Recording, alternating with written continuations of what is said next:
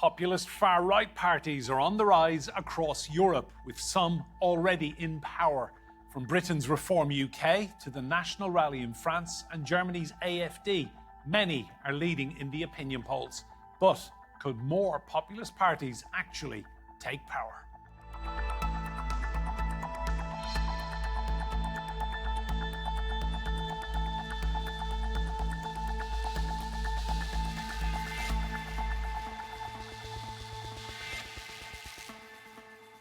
Hello and welcome to Roundtable. I'm Enda Brady. Now, conservative populist parties across Europe are gaining support as they tap into economic frustration, immigration fears and anger at political elites. Harnessing social media to attract younger voters, its leaders are often charismatic personalities and claim to be a voice of the people.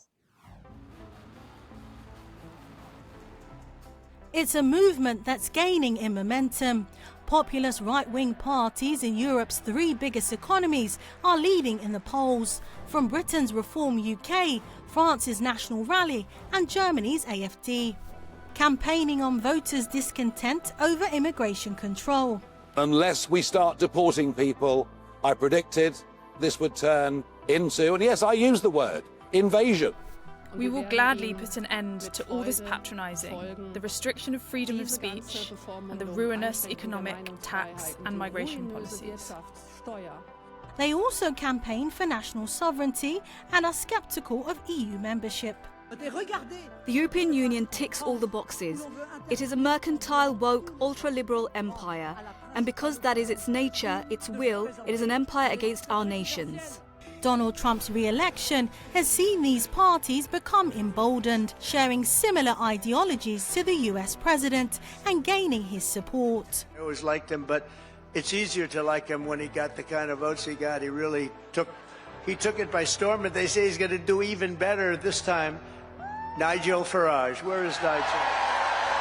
Elon Musk backed the AfD party, appearing via X live stream to amplify the party's message ahead of Germany's election earlier this year. Fight for a great future for Germany. Fight for a great future for Germany. Go, go, go.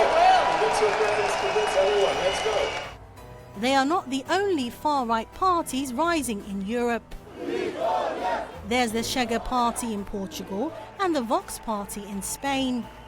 Some are already in power: Hungary's Viktor Orban, Italy's Giorgia Meloni and Poland's Karol Nawrocki. In the Netherlands, Geert Wilders' far-right party for freedom was part of the ruling government until he pulled out of its coalition earlier this year. On the other side of the political spectrum, far-left party leaders are also having their moment, with Jean-Luc Mélenchon in France, Sarah Wagenknecht in Germany and Jeremy Corbyn in the UK.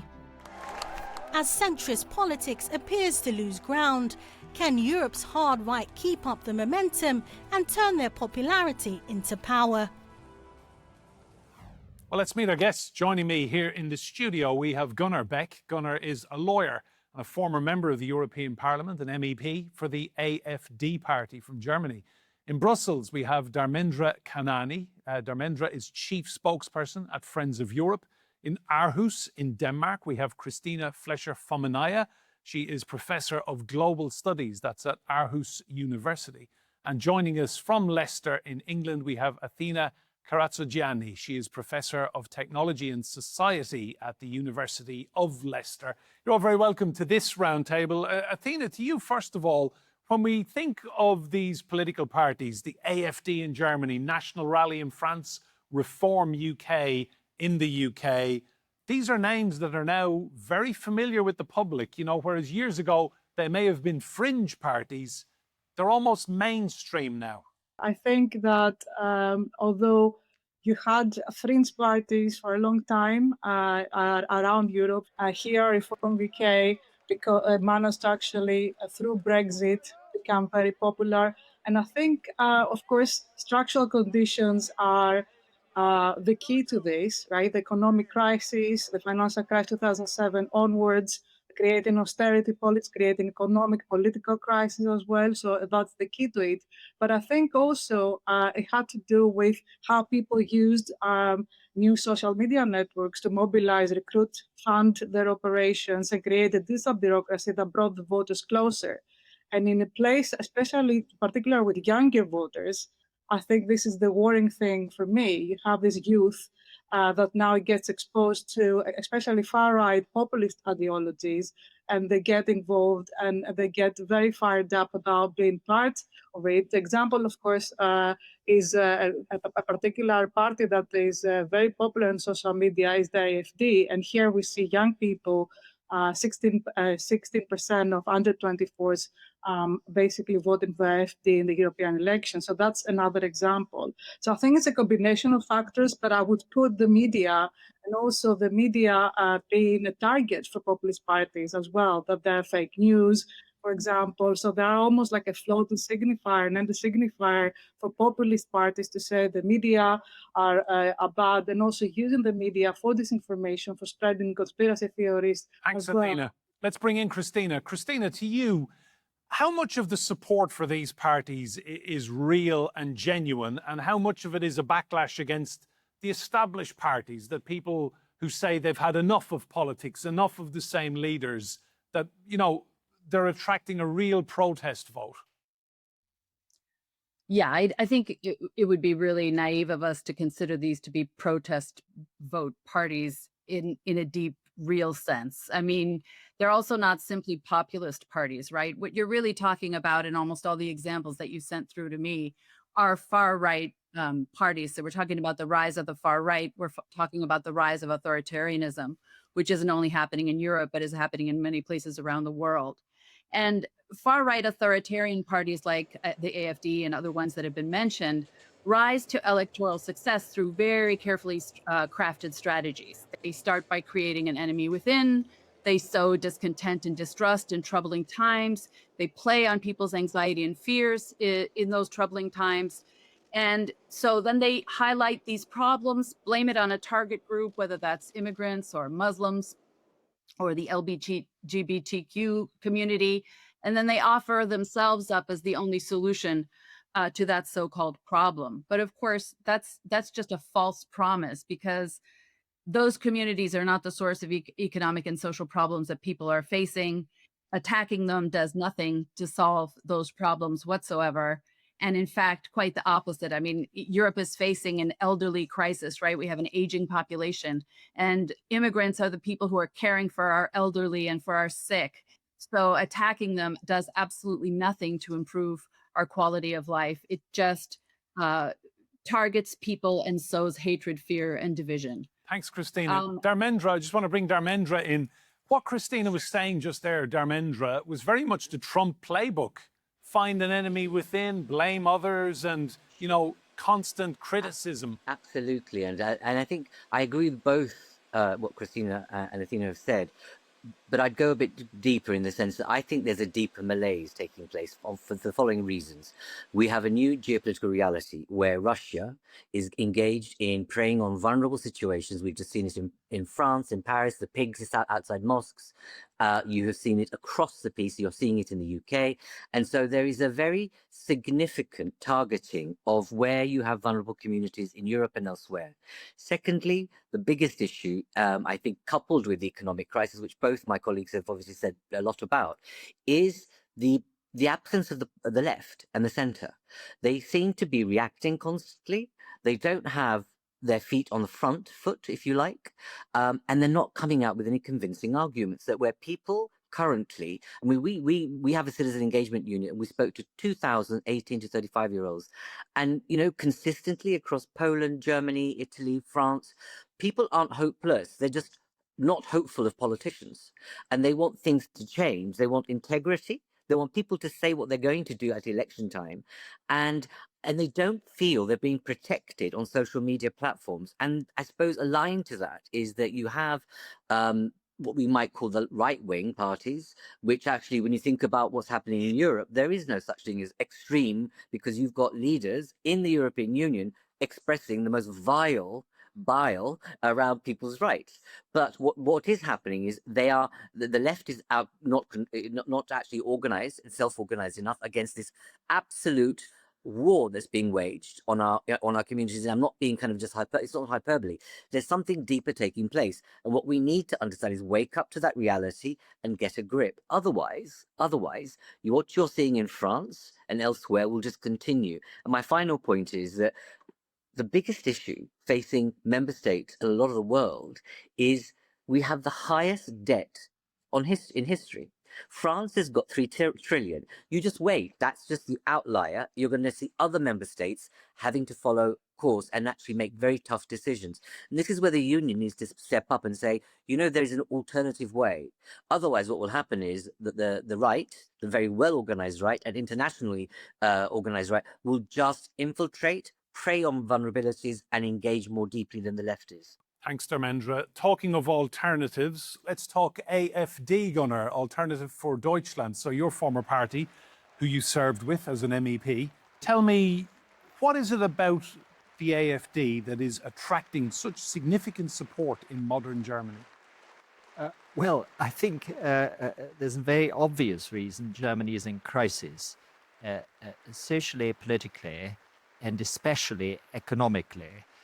What we've been witnessing over the last 10 to 15 years, particularly as a result of the policies pursued by Mrs. Merkel, is Germany's worst economic crisis, certainly since the Second World War. Germany is in free fall because there's no immediate prospect of any improvement. There were 2 main reasons for this crisis, and here I take issue with the statement, with Cristina's statement. Now, migration in Germany is a huge burden on the public purse. There's a very good study on the subject of the cost of migration by a Dutch economist, Mr. van der Beek, who has calculated that the cost of an average immigrant from the Middle East as well as Africa is around 625,000 euros over their lifetime. Germany, including children born of immigrants, and if for the moment we also include Ukrainians, has accepted around, or let's put it differently, has around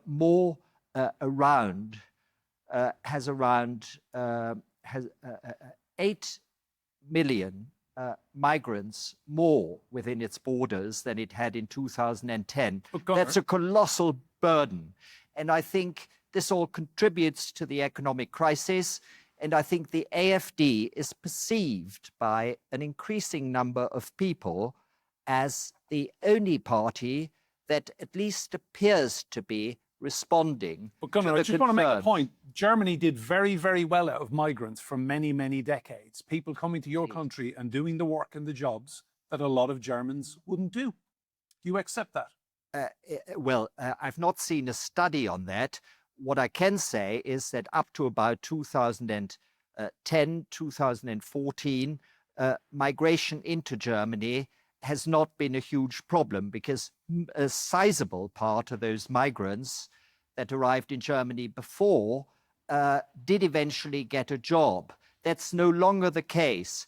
Most of the migrants which have arrived as a result of Mrs. Merkel's policies have no realistic prospect of ever joining the labor market at anything even approaching a subsistence level. Thank you, Gunnar. Cristina, I just want you to come in on what Gunnar was saying just there, please. Well, I think it's nonsense to cite a single study. What you need to do is look at major organizations like the International Monetary Fund and others that are doing vast amounts of data looking across globally. We know that migrants don't cost. They cost in the short term, and then they end up paying back in taxes and starting their own businesses. So the idea that Germany's economic problems are a result of migration is, I don't think, something that any serious economist would take seriously. And I'm not going to get into a dispute about numbers pulled out of the air about how much migrants cost. Thanks, Cristina. The point is, migrants don't cause the social problems that we're facing in Europe. Okay, I'm just going to go back to Gunnar. Gunnar just wants to make a point on that. Yes, Gunnar, indeed. one final point on this. Yeah, thank you so much. I mean, there's a grotesque distortion of the facts. There isn't just one study. The one I've referred to is the most detailed, and it refers to countries of origin. There are other studies by a German academic called Mr. Raffelhuschen, as well as a study by the Danish Social Democratic government, which confirms these figures, especially the Danish study. That's what I expect a professor from Denmark to be aware of. I also didn't say that migration was the sole source of Germany's economic woes. There are many others. There are, I think, structural weaknesses in the German economy. Germany is not very strong in the high growth industries. And then there is the insane climate change agenda. Thank you, Gunnar. Athina, to you, we've heard the phrase crisis pop up in the conversation. These populist parties are very good at never wasting a crisis, especially when it affects the sitting government. That's a fair assessment, isn't it? Just before I answer that question, just to say that I think the AFD's ideology is based on white supremacy. I think that's very clear, against brown and black people. White supremacy? Are you a white supremacist? I don't know. I mean, I should say perhaps that although I was an MEP, I'm no longer. Let him speak. I'm not active. Athina, let him speak. I'm not active in politics any longer. Nonetheless, I feel the onus to correct certain distortions. Now, here the statement is that the AFD's policies are based on white supremacy. I know the AFD programs very well. I find no reference to that. Okay, thank you. Back to you, Athina. Hang on. This is ridiculous. I mean, it's a party full of neo-fascists and neo-Nazis. And it's ridiculous for us to sit here and pretend that that's not the case. They have close ties to neo-Nazi and neo-fascist communities. Everybody knows that. Any serious scholar knows that. So let's not whitewash the fact that we're talking about parties that have a racist ideology and a white supremacist ideology at their core. They play on that to gain votes. Thanks, Cristina. I want to go back to Athina. Guys, I want to go back to Athina. Athina, bear with me, guys. Athina. In relation to the environmental crisis, to be particular, so because if you have what you have with far-right populist parties in particular, is this idea that they might be watering down the environmental protection regulation. So that is also a problem because they see the energy crisis and the way they see environmental politics is in a very particular way. So there's like many underlying, and I would agree that there are deeper issues here and also geopolitical issues. The point is that instead of addressing the underlying issues, like governments, instead of addressing those issues, they just basically don't address them, and therefore creating fuel for these populist parties to be very successful, especially, as I said again, with younger people and the younger generation. That is really, truly very worrying. Thank you, Athina. Need to do something about that. Thank you. I want to bring Dharmendra back in. Dharmendra, thank you. The United Kingdom, your country. Let's look at Nigel Farage and Reform UK. They are flying away in the polls at the moment, way ahead of Keir Starmer's Labour, trouncing the Conservatives. And you get the impression, if there were an election next week, Farage would go very, very close to winning it. Indeed. And, you know, and I think UK is not, what I'm trying to say, the UK is not an isolated case. Farage is part of a network of leaders or potential leaders across the world that are batting in the same fashion in terms of the arguments they are making. We've just heard this in this audio, in this studio, where the most, intellectually and academically redundant points are being made about migration. We mustn't forget Europe and the world went through COVID. And I think we have the debt because largely to that, but also other economic circumstances.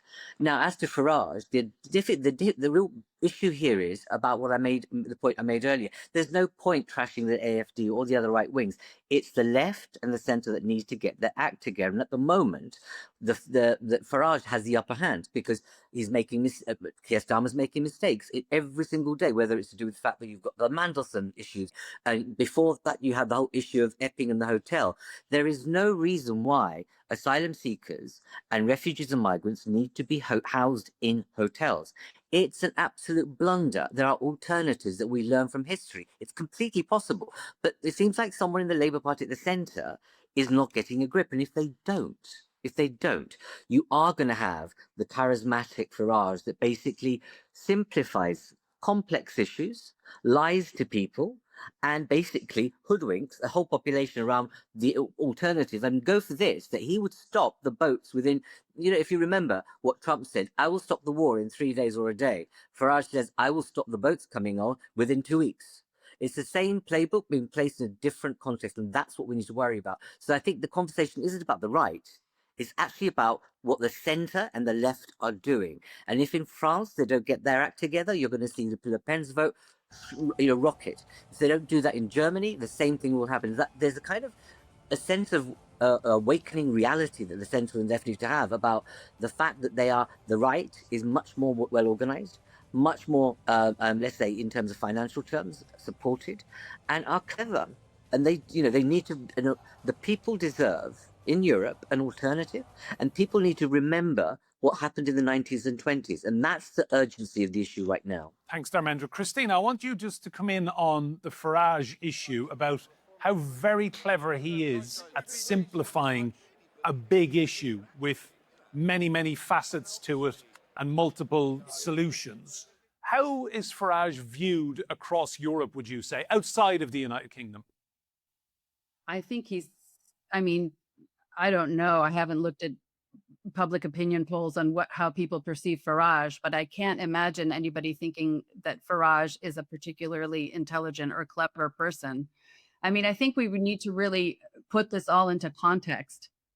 And that context is the reality of a global far-right network that is incredibly well financed and that has control and ownership of a huge portion of global media, including social media. And much of that is in the hands of far-right actors.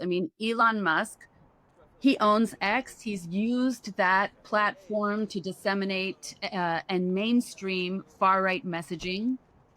You also have Steve Bannon, who, through his roles at Breitbart and Cambridge Analytica, have affected elections. They played a role in Brexit, and they're actively supporting a far-right agenda. And they control media that routinely disseminates racist, sexist, xenophobic, and anti-Semitic material. And they use their money and their power and their control of media to support parties like Reform, parties like the AFD, which they openly support. And the other issue we need to really take into consideration is that people are increasingly listening to partisan media. So the common ground between any kind of different ideological interpretations of issues is just being eradicated by the fact that people are just listening to partisan media and hearing again and again that. And then, of course, there's the issue of disinformation, which the right has very cleverly used to disseminate lies, just fueling hatred and division as much as possible, and including conspiracy theories, often which are anti-Semitic or have some other kind of target group.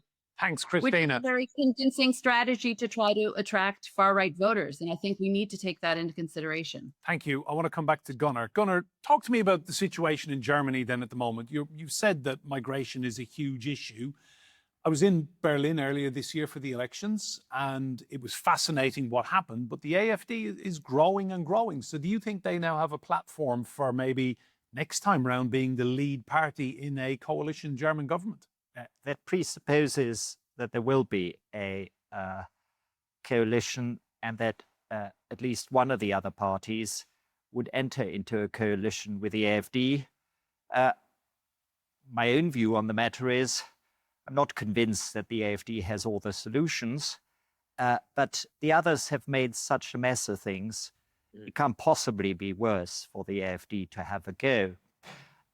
However, I think there's a fairly unified front against the AfD. All the other parties, from the CDU, certainly to the Greens and to some extent, including the left-wing party, essentially advocate the same policies.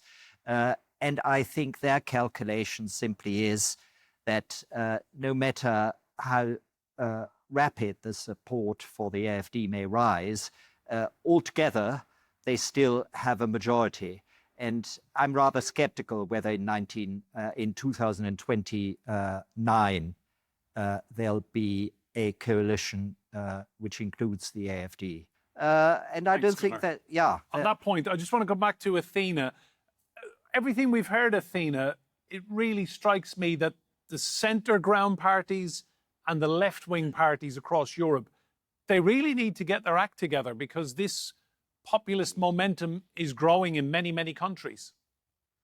That is very true. I think there is some recent hope. I think the Zara Sultana, Jeremy Corbyn here in the UK, it sounds very promising. I think she has, Zara Sultana has charisma and she's passionate and with good organization, and she has like a lot of people, for example, that said that they're willing to collaborate with her, even from the environmental movements. Right? Athina, and also, the clock has beaten us. I'm going to have to move on. And to Cristina, Dharmendra and Gunnar Beck here in the studio as well.